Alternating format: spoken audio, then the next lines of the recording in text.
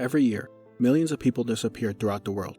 In an age of technology, many can still disappear without a trace. But what about back when we didn't carry computers in our pockets? Back when whole towns could disappear. That's what happened to one town in Brazil in 1923. When it was discovered, the town of Ouro Verde and its 600 residents disappeared seemingly overnight, if it was ever really there to begin with. Welcome to Myth, Mysteries, and Monsters. The world is full of myths, passed down from generation to generation. Mysteries haunt us. Monsters hunt us. Today, we're looking at the mysterious town of Ouro Verde, a small town of 600 in Brazil that without warning disappeared, leaving few eerie clues and many theories. We'll learn the legend and then go through the theories, separating fact from a whole lot of fiction. And I'm proud to say, we found the origin of this legend. Part 1. The Legend of Ouro Verde, Brazil. Where there is mystery, it is generally suspected there must also be evil. Lord Byron.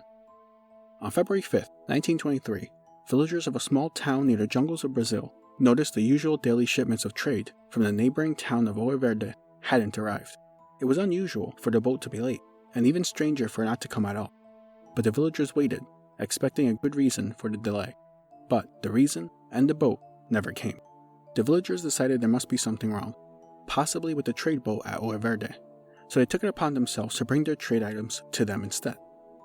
They expected a friendly greeting at the small dock, as it was customary between the two villages, but instead, as they approached, they could see the small trade boat. It was still tied down. The calmness of its bobbing deceived the visitors of the horrors they would find. They reached the dock, immediately noting the usually manned dock was empty, and the town itself seemed quiet, where the usual bustling sounds of the villagers, talking and laughing filled the air. All they heard now was the eerie wind passing through the dead town. They walked further into the silent town, expecting someone, anyone to be around, and yet what they found were hanging signs creaking with the wind. Homes with their doors and windows open, and tables set as if everyone left in a hurry.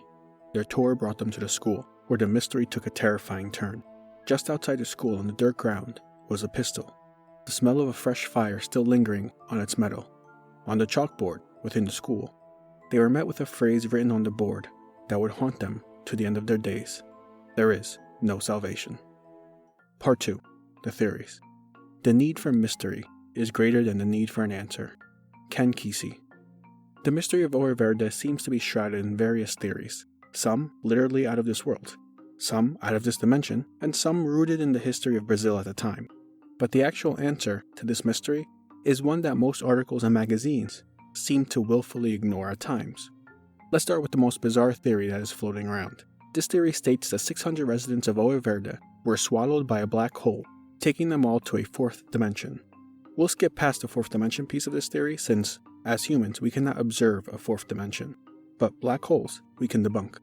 Black holes are defined as a place in space where gravity's pull is so strong that nothing, not even light, can escape.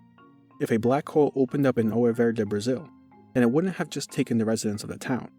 The entire town and possibly the entire planet would have been pulled by the extreme gravitational pull of a black hole. When I read this theory, I thought, what if they meant the black holes were small, opening up at strategic points in the village?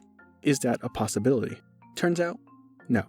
Because just 1 millimeter, or 1/25th of an inch sized black hole, would have the mass equal to 10% of the Earth, and its gravitational pull would affect at least a third of the planet. The next theory is one that people really like to point to when there's really nothing else to explain a mystery: aliens. The theory states aliens came and abducted all 600 villagers. If, and that's a big if, the stories of people being abducted by aliens were true, never has there been a mass abduction of people by aliens. Also, that other village would definitely have seen or reported a large alien spacecraft taking 600 people at some point. The next more plausible theory people point to is the political landscape in Brazil, leading to soldiers or revolutionaries forcing all the villagers to evacuate. Now, I say more plausible because it's rooted in actual history and not because it's the actual answer. During the late 19th and early 20th century, Brazil was going through several revolutions, with a new president elected in 1922 named Arthur da Silva Bernardes, facing challenges from both sides of the political aisle. The legend of Ouro Verde would have you believe revolutionaries were going from town to town kidnapping, moving, or killing people randomly in Brazil. But in reality, the steps revolutionaries took are pretty well documented. The villagers disappeared in 1923, but there are no recorded revolts in that year. There is one in 1922 and one in 1924. Many repeated versions of the legend state there was a civil war going on in Brazil that displaced many people, but there was no civil war in 1923. The Brazilian Revolution didn't occur until 1930, and the Constitutionalist Revolution, or what would be called the Brazilian Civil War, happened in 1932. There's also no reports of an entire village wiped out, and if they had been moved, there's no records of 600 people being relocated anywhere in the surrounding areas. And then there's the issue of the names of the towns. One town is completely nameless in the legend, while Ouro Verde is a rather strange name for a village or town in Brazil. For one, verde translates to green from Portuguese to English, but ouro is not a word in Portuguese. It seems to be a Dutch word for a derogatory term for sex workers.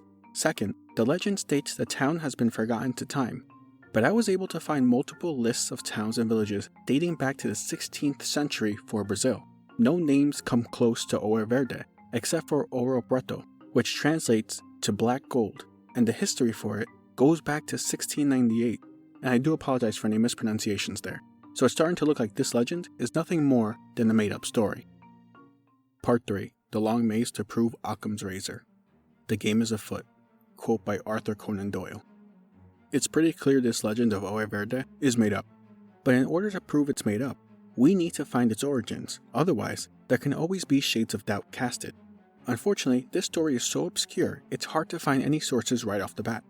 There's no Wikipedia page, Britannica page, or Snopes page, and the story has gained a new life, from recently appearing in the hit video game Control in 2019, and a BBC audio drama in 2020, called The Lovecraft Investigations, linking the legend to H.P. Lovecraft. Since then, there has been an uptick in articles mentioning Ouro Verde in various lists that house other more quote-unquote credible towns or mass disappearances, like the colony of Roanoke in 1590, which has always been told as a disappearance story where only the word Croatoan was carved into a post, but in reality, there are many credible reasons for the disappearance, since the only witness we had for the events is John White, who left the town for 3 years.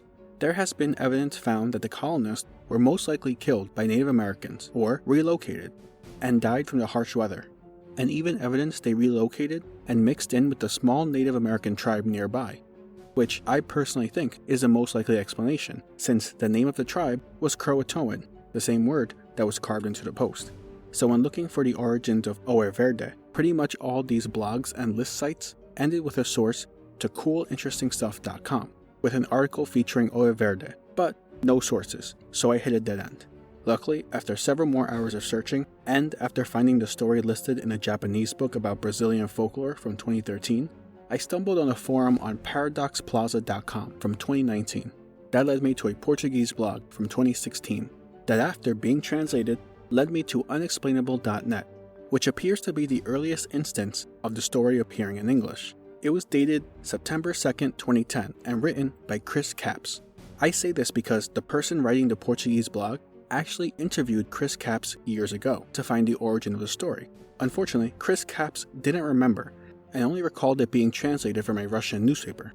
But he also didn't cite sources on his website. At least with this new information, I was able to narrow my search and came to a 2008 forum on AR-15s, which was weird enough, but it actually gave me the name to the Russian newspaper, Pravda, which has a less than stellar honesty record, and was the former official paper for the Communist Party of the Soviet Union.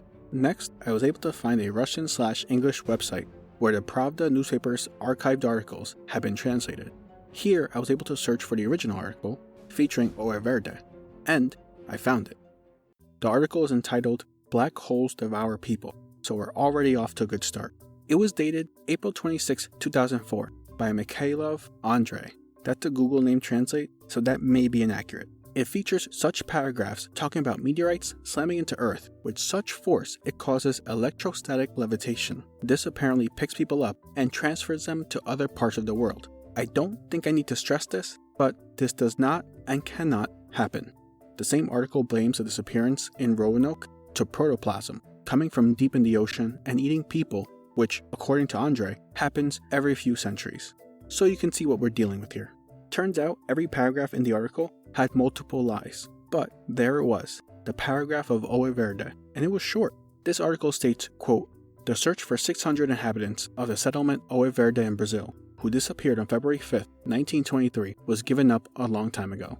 The police thoroughly examined the vacated small town. At school, they noticed a gun, which was apparently used the day before, lying on the floor and the words, 'There is no salvation,' written on a blackboard." End quote. That was it.